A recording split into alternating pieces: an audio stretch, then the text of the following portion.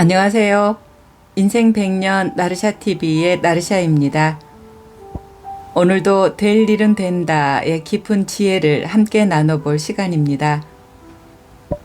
우리가 통제할 수 없는 삶의 흐름 속에서 어떻게 진정한 평화와 만날 수 있을까요? 오늘은 그 답을 찾아줄 11장 그대여 수도원으로 가라, 12장 제자가 준비되면 스승이 나타난다를 함께 읽겠습니다. 그대여 수도원으로 가라. 1971년 11월 나는 새 집으로 이사했다. 11월을 기억하는 이유는 이사하기 바로 직전에 내 누이인 캐리와 그의 남편인 하비가 추수감사절에 나를 보러 오겠다며 마이애미에서 올라왔기 때문이다. 이 둘이 평범한 사람이었다는 사실을 감안한다면 이것은 참으로 크게 마음을 낸 방문이었다. 성공한 회계사였던 하비와 내 누이는 좋은 집에서 편하게 사는데 익숙한 사람들이다. 이 두 사람이 나타났을 때 나는 벤에서의 생활을 청산하고 집으로 들어가기 위해 최종적으로 체크해야 할 것들을 마무리하느라 한창 바쁠 때였다.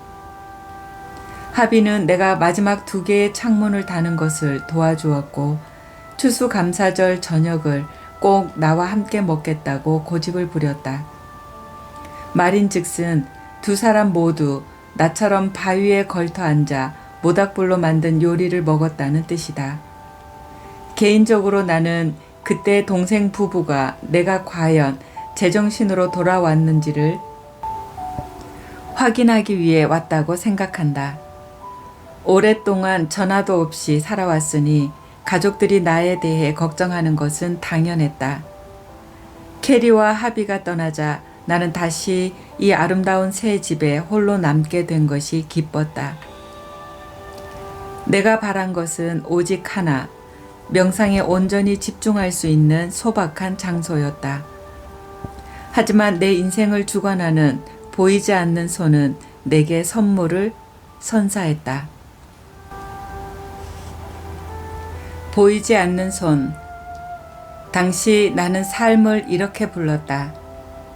깨어남이 시작된 이후로 나는 내면을 향해 내가 누구인지를 알게 해달라고, 마음의 목소리를 지켜보고 있는 자가 누구인지 알게 해달라고 간청했다. 바로 그때부터 무언가가 손을 뻗어 내 꽁지머리를 움켜쥐고는 나를 위로 끌어당기기 시작한 것 같다. 눈 깜짝할 사이에 외부의 삶 전체가 내게서 벗겨져 나갔다. 그리고 그 자리에는 나는 내가 상상한 모든 것 너머에 존재하는 아름답고 평화로운 내면의 상태를 보았다. 그 너머의 손길이 내 가슴에 불을 질렀다. 내 안에는 이글이글 타오르는 불구덩이가 하나 생겼고 그 불은 단 한순간도 꺼지지 않았다.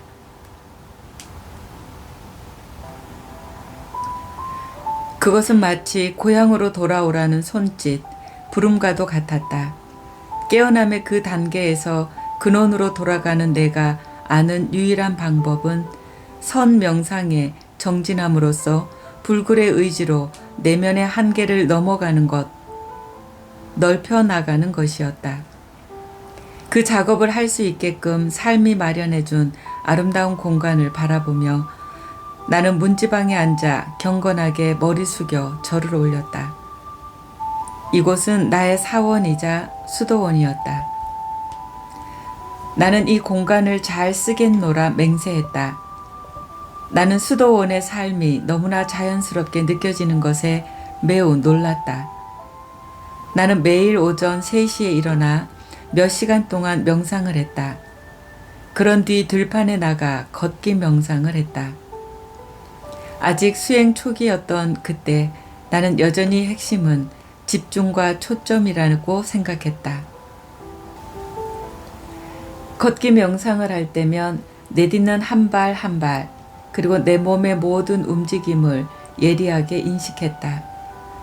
이것은 내가 아침 명상에서 느꼈던 평화를 오래 지속시키는 데 큰 도움이 되었다. 그런 뒤 정오 명상 시간이 될 때까지 야외에서 요가를 했다. 나는 매일같이 자기 수련이라는 밧줄을 단단히 틀어잡고 있었다. 그 전까지 내가 경험했던 것과는 완전히 다른 극도로 엄격한 생활 방식이었다. 하지만 올림픽 경기를 목표로 훈련하는 운동선수가 밤낮으로 모든 것을 바칠 준비가 되어 있는 것처럼 나 또한 간절히 가고 싶은 곳을 못 가게 만드는 나의 어떤 면을 떨구기 위해서라면 못할 것이 없었다.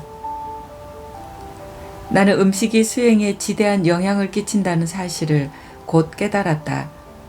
적게 먹을수록 명상 상태에 들어가는 것이 더 수월했다. 내가 얼마나 오랫동안 먹지 않고 버틸 수 있는지를 실험해 보았다. 이틀에 한 번씩 저녁에 샐러드만 조금 먹고 나머지 시간은 굶는 것이 내가 도달한 균형점이었다. 내 주의를 바깥으로 유인하는 것이라면 무엇이든 포기할 작정이었다. 이 덕분에 나는 더 깊은 내면의 상태에 온전히 초점을 맞출 수 있었다. 밤 시간의 일과는 일몰과 함께 시작되었다. 왜인지는 모르겠지만 일몰은 명상 상태로 이끄는 힘이 매우 강력했다. 나는 해가 지기 시작하기 전에는 언제나 명상 방석에 앉았다. 그렇게 몇 시간 동안 명상을 하고 난 뒤에는 위층으로 올라가 잠자리에 들었다. 나에게는 알람 시계도 없었다. 하지만 새벽 3시가 되면 자연스레 눈이 떠졌고 그렇게 하루 일과가 다시 반복되었다. 자기 수련의 밧줄을 꼭 붙잡고 있으면 하위 자아가 언젠가는 사라질 것이라는 생각을 내가 어떻게 하게 됐는지는 모른다.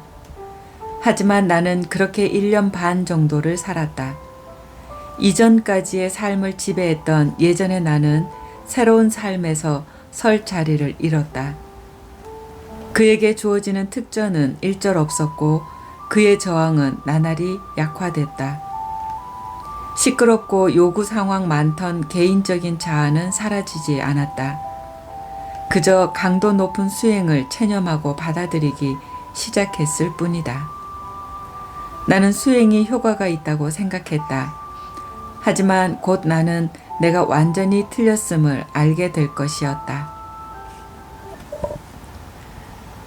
제자가 준비되면 스승이 나타난다. 학교 공부를 제외하면 책 읽는 것은 내 인생에서 큰 도움이 되지 못했다.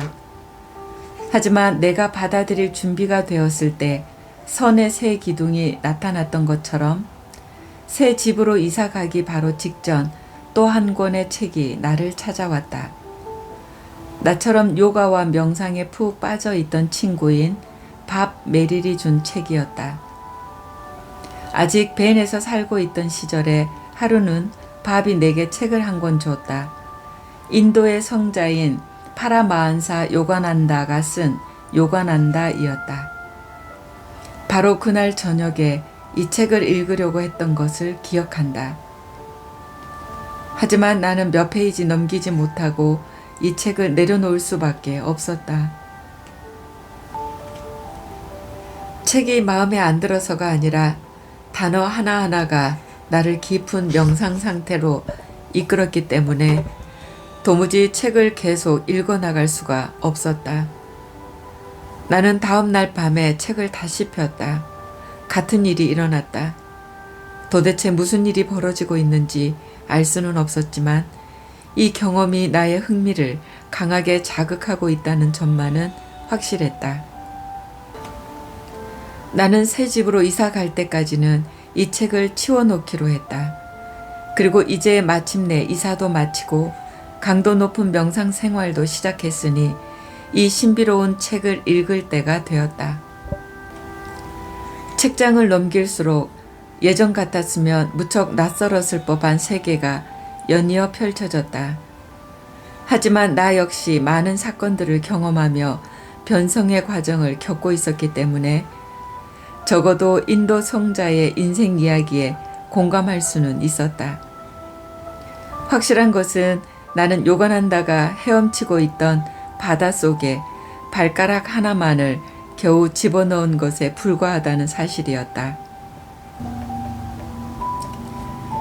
그는 내가 추구하던 모든 지식과 경험을 통달한 스승이었다. 그 사실이 뼈저리게 느껴졌다. 요간한다는 나의 너머를 넘어 훨씬 멀리까지 나아갔고 다시는 완전히 돌아오지 않았다. 그는 그 상태에 존재할 줄 알았으나 여전히 현실에서 세상과 교류했다. 드디어 나는 내 스승을 찾았다. 내면으로 가는 이 여정에 더 이상 혼자가 아니라는 사실은 내게 즉각적인 안도감을 주었지만 그래도 불편한 지점들이 일부 있었기 때문에 나름의 정리가 필요했다. 무엇보다 신이라는 단어는 내가 일상적으로 쓰는 어휘가 아니었다. 하지만 요간한다는 숨 쉬는 것만큼이나 자유롭게 이 말을 썼을 뿐 아니라 보는 사람의 숨을 다 멎게 할 만큼 강렬한 존경심을 담아 이 말을 썼다. 요간한다의 열정은 그가 쓴 대부분의 노래에서 확인할 수 있다. 내 가슴은 불타오르고 내 영혼은 불길에 휩싸였으니 오로지 당신만을 바라봅니다. 당신, 오직 당신만을. 흥미롭게도 나는 이 말을 이해할 수 있었다. 내면 깊은 곳에 저 아름다운 곳에 닿았을 때 내 가슴 역시 불타올랐다. 실제로 나는 세상 만사 모든 것에 흥미를 잃었다. 내가 원하는 것은 오직 하나, 명상을 통해 나 자신 너머로 돌아가는 것이었다. 만일 그가 말하는 신이 내면 깊은 곳에 숨겨진 그 자리를 뜻하는 것이라면 나는 신이 무엇인지 이해할 수 있었다. 선에 대해 공부한 바에 따르면 붓다는 절대의 고요와 평화를 지나 열반에 이르렀다고 한다. 기독교는 하나님의 나라는 내 안에 있다고 말하고 성경은 모든 이해를 넘어서는 곳에 평화가 있다고 말한다. 나는 내 안에 그러한 자리가 있다는 것을 알고 있었다. 깊고 깊은 평화로 내 인생을 송두리째 변성시킨 그 자리를. 처음에 잘 이해가 가지 않았던 또 다른 단어는 영이었다. 기독교적인 단어라고 생각했던 이 말을 요간한다는 책 전체에 걸쳐 사용했다. 그는 영을 깨우고 일깨우고 그것이 자신을 진동하며 통과할 때의 느낌에 대해 얘기했다. 두 손을 들고 영이 그곳으로 들고 나는 것을 느꼈을 때에 대해 말했다. 이것은 오칼라 구교림에서의 깊은 명상 이후로 내가 줄곧 경험해온 강렬한 에너지 흐름과 같은 것일까? 나는 에너지장이 미간에서 출발해 두 팔을 지나 손바닥 중앙으로 빠져나가는 것을 느끼곤 했다. 영이라는 말은 이 내면의 에너지 흐름을 지칭하는 또 다른 단어일까? 두 눈썹 사이의 미간이 요간한다의 계속 제3의 눈 혹은 영안이라고 부르는 것과 같은 것일까? 나는 내 경험에 비추어 요간한다의 가르침을 이해할 수 있다는 사실을 점차 깨닫게 되었다. 요간한다, 영혼의 자서전은 그때까지 내게 일어나고 있던 모든 일들을 새로운 눈으로 바라보게 해주었다. 책을 다 읽고 나자 이제 신이라는 것이 그저 단순한 단어로 보이지 않았다. 그것은 내가 가고자 하는 이상향을 상징했다. 나는 머릿속 목소리를 지켜보는 나가 누구인지를 알고 싶어서 이 여정을 시작했다. 그리고 이제 나는 모든 종교의 위대한 성인과 스승들은 개인적 자아를 넘어 영적 자아를 찾았음을 알게 되었다. 요간한다는 그것을 자아실현이라고 불렀다. 당신의 내 모든 열망을 함축하는 완벽한 용어였다. 나는 지켜보는 자의 본성을 깨닫고 싶었다. 가장 깊은 내면에 존재하는 진정한 자아를. 밥 메릴은 자신이 요건한다가 미국에 세운 단체인 자아실현 동지회에서 수업을 들은 적이 있다고 말해 주었다. 요간한다가 몸을 벗은 것은 1952년이었지만 그는 친절하게도 매주 배달되는 강의 형식으로 자신의 가르침을 남겼다. 우편 주문 신부 얘기는 들어봤어도 우편 주문 스승 얘기는 생전 처음 들어봤다. 어쨌든 나는 즉시 수업에 등록했고 그의 가르침을 수행에 도입했다. 성경을 읽어보겠다고 결심한 것 역시 그 즈음이었다. 그 전까지 나는 신약 성서도 읽어본 적이 없었다. 성경은 매우 감동적이었고 무수히 많은 가르침이 내가 명상을 통해 경험하던 것과 완벽히 일치했다. 가령 성경에는 거듭나기 위해서는 죽어야만 한다는 구절이 있는데 그것이야말로 내가 그토록 애써오던 바였다. 개인적인 나는 죽고 영적으로 다시 태어나는 것 말이다. 나는 명상재단에 그리스도와 요건한다의 사진을 세워두었다. 대단히 위대한 존재들이 이 길을 앞서 걸어갔다. 나는 그들로부터 배우고 싶었다. 이 길을 혼자 걸을 수 없다는 사실을 나는 막 깨달아가고 있었다. 나는 도움이 필요했다. 삶이 복잡하고 혼란스러울 때 우리는 잠시 멈춰서 내면의 목소리에 귀 기울여야 한다. 진정한 수도원은 외부의 장소가 아닌 고요하고 평화로운 우리 마음 속에 있다. 내가 무엇을 배워야 할지, 어떤 방향으로 나아가야 할지 진심으로 갈망할 때 삶은 신기하게도 나에게 필요한 사람, 필요한 지혜를 가진 스승을 보내주었다. 스승을 찾는 것이 아니라 내가 먼저 준비되어야 한다는 것을 깨달았다. 이 대목을 읽으면서 지난 한 주간 제가 겪었던 복잡한 감정들이 떠올랐습니다. 여러 관계 속에서 예상치 못한 일들을 겪으며 마음이 소란스러웠을 때 저는 무작정 밖으로 나가 걸었습니다.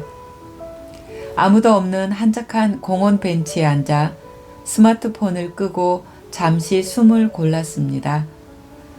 그 짧은 순간이 저에게는 수도원과 같았습니다. 외부의 소음이 사라지자 제 안에서 나의 마음을 먼저 돌보자라는 고요한 목소리가 들렸습니다. 그러자 그날 저녁 남편이 제겐 건넨 무엇보다 당신이 행복한 게 가장 중요해 라는 한마디는 복잡한 상황 속에서 제가 잊고 있던 중요한 가르침이었습니다. 삶은 제가 잠시 멈춰 내면을 들여다볼 때 그리고 진정으로 답을 구할 때 필요한 스승을 보내준다는 것을 다시금 깨달았습니다. 저는 이 채널이 여러분에게도 그런 수도원 같은 공간이 되기를 바랍니다. 세상의 시끄러운 소리를 잠시 끄고 책의 지혜와 저의 삶을 통해 여러분 자신의 내면에 귀 기울이는 시간이 되기를요. 그리고 여러분이 남겨주시는 댓글 하나하나가 저에게는 귀한 스승의 가르침이 됩니다. 여러분의 삶의 경험 속에서 제가 미처 보지 못했던 새로운 깨달음을 얻기 때문입니다. 우리가 서로에게 제자가 되고 스승이 되는 이 공간이 이 시대를 살아가는 우리 모두에게 꼭 필요한 삶의 지혜를 함께 찾아가는 곳이 될 것입니다. 될 일은 된다. 11장과 12장은 우리에게 말해줍니다. 가장 필요한 답은 외부가 아닌 내 안에 있고 그 답을 구할 준비가 되었을 때 스승은 반드시 나타난다. 여러분은 요즘 어떤 삶의 수도원에 머물고 계신가요? 그리고 어떤 가르침을 기다리고 계신가요? 댓글로 함께 나눠주시면서 우리 모두에게 큰 지혜를 선물해 주세요. 오늘도 함께 해주셔서 감사합니다. 인생 100년 나르샤TV의 나르샤였습니다. 사랑합니다.